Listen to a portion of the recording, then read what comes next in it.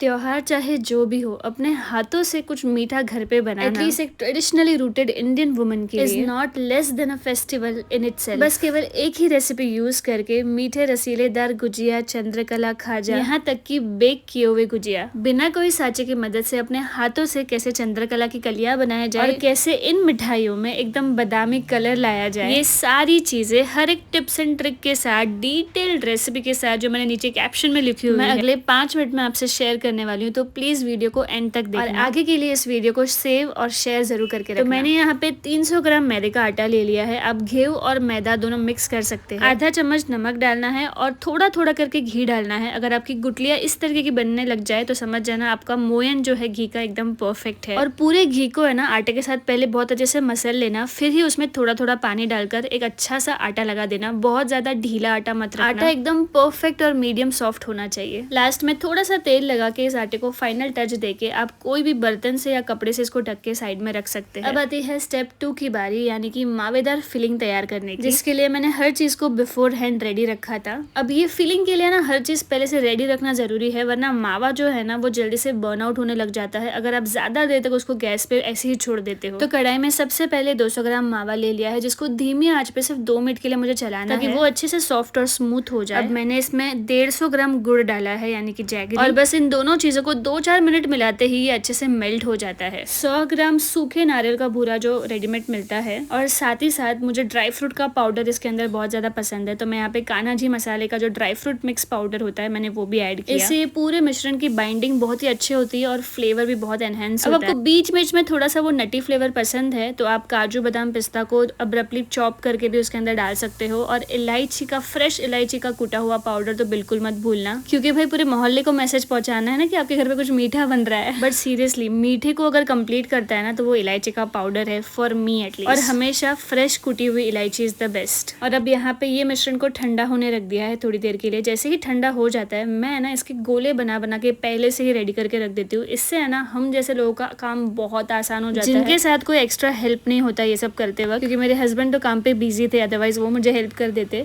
खैर ट्रिक ये है, गोले बना के उसको चपट करके इसको है ना बीच में से कट कर लेना है, तो वो हो जाता है हमारा परफेक्ट गुजिया के अंदर डालने वाला शेप। जो हमने एक बार सारे काट के रख दिए ना, तो हमें मावा के लिए बार बार हाथ धोने की या फिर नो पाउडर इधर उधर गिरने का जो झंझट होता है वो बिल्कुल भी नहीं होता। अब ताकि सारी गुजिया एक शेप और साइज की बने, तो बेलने के बाद आप कोई भी एक शार्प एज वाले कप या ग्लास या कटर की मदद से उसको कट कर सकते हो, ताकि आपके भी सारे गुजिया एक साइज के बने। तो मैंने आटे के भी सारे गोले बना के रख दिए थे और जो मावा का फीलिंग होता है ना उसको भी ऐसे रेडी करके रख दिया था। इससे ना काम बहुत ज्यादा आसान हो जाता है, वरना तो कभी गोले कम पड़ जाते हैं मैदे के, या तो फिर अपना जो अंदर का सारण जो है वो कम पड़ जाता है। अब ये दोनों भी अगर हम अच्छे से रेडी रखेंगे ना साइड बाय साइड, तो हमें एकदम अंदाजा मिल जाएगा कि हमारी कितनी गुजिया या फिर मिठाई बन के रेडी होने वाली है। तो ये थोड़ा मेरा जुगाड़ था जो मैं हमेशा करके रखती हूँ। अगर आपको पसंद आए तो आप भी ट्राई कर सकते हैं, आपका काम सच में बहुत ज्यादा आसान हो जाएगा।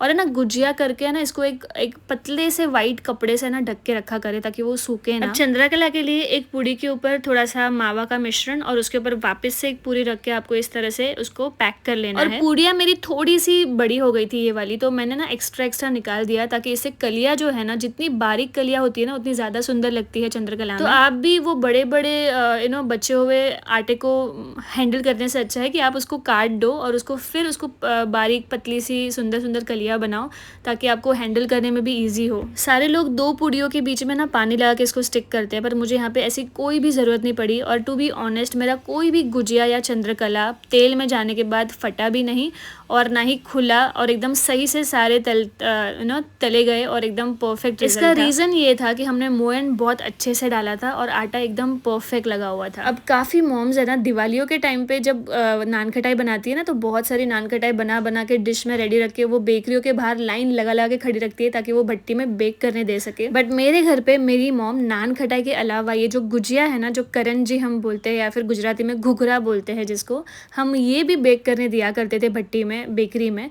पर मैंने सोचा चलो मैं आज बना ही रही हूँ तो इसको मैं खुद अभी अपने ओवन में ट्राई करके देखती हूँ कि क्या रिजल्ट आता है। तो मैंने 180 डिग्री पर उसको बेक करने 30 मिनट के लिए लगा दिया था। अब एक कढ़ाई में यहाँ मैंने 1 कप पानी और 1 कप शक्कर को बहुत अच्छे से पहले मिक्स किया। शक्कर अच्छे से घुल जाने के बाद फिर मैंने गैस का फ्लेम ऑन किया और उसमें डाला है थोड़ा सा केसर और थोड़ी सी इलायची, और इसको एक तार होने तक है ना 10 मिनट के लिए पकने देना है। बिकॉज मैं फर्स्ट टाइम गुजिया को ओवन में बेक कर रही थी खुद के घर में, तो मैं उसको बारी बारी से चेक कर रही थी। तो यहाँ पे 15 मिनट होने के बाद मैंने ना इसके ऊपर थोड़ा सा घी अच्छे से ब्रश कर लिया ताकि उसमें बहुत अच्छा गोल्डन कलर आए। फिर वो ट्रे को ही है ना मैंने थोड़ा सा उल्टा करके फिर से डाल दिया ताकि हर साइड से जो गुजिया है वो अच्छे से पके। अब एक बात समझना ज़रूरी है कि गुजिया आपके ओवन में बेक तो बहुत अच्छे से हो जाएंगे, बट उसका कलर इतना गोल्डन नहीं आता जितना फ्राई करने पर आता है। बट हमारे पियर में मम्मी हमेशा बेक करवाती थी तो उसका टेस्ट सच में बहुत अच्छा और है ना खाने में एकदम गिल्ट फ्री वाला फीलिंग आता है। अब भाई जिनको ओवन के चोचले नहीं करने हैं उनके लिए हमने कढ़ाई लगा दी। अब इनमें भी हम जो गुजिया है वो तलेंगे और देखेंगे दोनों का रिजल्ट क्या आता है। सबसे पहला इम्पोर्टेंट टिप यही है गाइस कि ना तेल ज़्यादा गर्म नहीं होना चाहिए। मतलब जैसे ही मेरे बबल्स दिख रहे हैं ना उतने भी बबल्स एक्चुअली नहीं दिखने चाहिए ताकि आपकी जो गुजिया है ना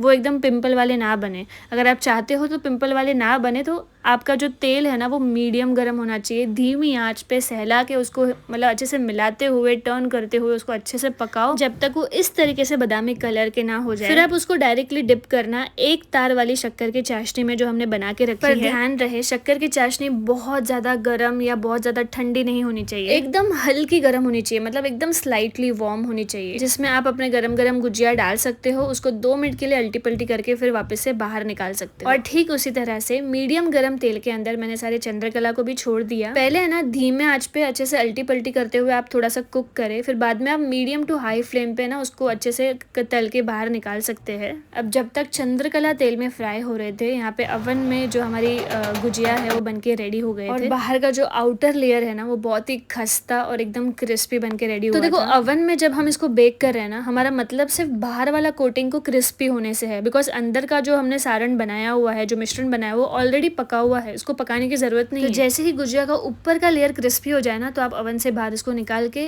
इस तरह से चाशनी ऊपर ब्रश कर सकते हैं ताकि थोड़ा गोल्डन टेक्सचर आ जाए उसके ऊपर। अब थोड़ा सा हेल्दी वाला फील करवाया है कि गुजिया को फ्राई नहीं किया है, तो अभी इसको डिप करना शक्कर में मुझे अच्छा नहीं लग रहा था। यहाँ पे चंद्रकला भी बहुत अच्छे से बादामी कलर के फ्राई होके रेडी हो चुके हैं। तो लास्ट में ना मीडियम टू हाई फ्लेम करते हुए इसको सबको मैंने निकाल लिया। बहुत ही आप ऐसे भी इसे खा सकते हो, इतने खस्ता बनते हैं ये। बट अगर आपको चाशनी वाले चाहिए तो आप है ना चाशनी के अंदर इसको डिप करके 1-2 मिनट के लिए इसको फटाफट से मिला के उसको बाहर निकाल सकते हो। अब मेरे इतना मैदे का आटा बच गया था बिकॉज मैंने 300 ग्राम से भी ज़्यादा लगाया था, तो मैंने आपको 300 ग्राम का ही बताया है जहाँ पे आपकी गुजिया और चंद्रकला बन के रेडी होंगे। बट मैंने थोड़ा एक्स्ट्रा लगाया था तो मुझे है ना इसमें कुछ तो ऐसे मटरी या ऐसे खाजा ऐसा कुछ बनाना था। तो 2 बड़ी बड़ी रोटियाँ बेल ली, तो बीच में मैंने घी और थोड़ा सा आटा डस्ट कर लिया और उसको बहुत अच्छे से पोत लिया पूरे रोटी के ऊपर। और फिर उसके ऊपर दूसरी रोटी जो है लंबी सी मैंने बनाई थी वो उसके ऊपर लगा दी अच्छे से स्ट्रेच करते हुए, मतलब एज टू एज ये 2 रोटियां है जिसके बीच में मैंने घी और थोड़ा सा आटा लगाया।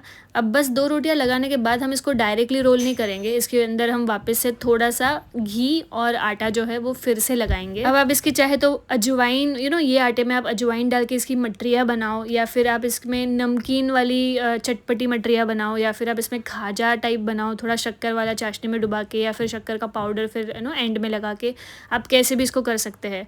अब यहाँ पे जो घी और आटा लगाया ना मैंने, उसके बाद मैंने इसको रोल किया है और इसको इस तरीके से कट कर दिया। अब मेरे पास 2 ही रोटी थी तो यहाँ पे मैंने 2 ही रोटी को रोल किया है। बट अगर आपके पास 3-4 रोटी हो तो और भी ज़्यादा अच्छा आपके अलग अलग लेयर्स आएंगे, तो आप वो भी कर सकते हो। और यहाँ पे आपको बेलन की भी ज़रूरत नहीं है, आपको बस इसको है ना थोड़ा सा पिंच करके या फिर है ना दबा दबा के एकदम चपटा कर देना है और उसको भी एकदम मीडियम आँच पे अच्छे से फ्राई होने देना है जब तक ये एकदम गोल्डन और बादामी कलर के ना हो जाए। अब ये जो भी मटरिया या फिर जो खाजा टाइप दिखने वाली चीज़ें हैं ना, इसको मैंने ना 2 सेक्शन में डिवाइड कर दिया, एक मीठा वाला और एक नमकीन वाला। तो मीठे वाले को तो मैंने चाशनी में डुबा दिया और जो नमकीन था ना इसके ऊपर मैंने चाट मसाला लगा दिया। आहा क्या शानदार टेस्ट आता है, सीरियसली आप ट्राई करना। अब आपको एक बात बताओ तो मुझे ना भगवान का जो भोग का थाल होता है ना वो अलग अलग वेराइटी से भरा हुआ बहुत अच्छा लगता है, तो मैं ना बहुत ज़्यादा क्रेजी हूँ ये सब चीज़ बनाने के लिए। तो वैसे वो एक ही आटा और वो एक ही मिश्रण से आज इतनी सारी चीज़ें बन गई और हर चीज़ एक से बढ़कर एक बनी थी। कोई भी क्वेश्चंस हो गए मुझे कमेंट में बताना। वीडियो पसंद आएगा तो लाइक शेयर और सब्सक्राइब जरूर करना। Thank you. राधे राधे।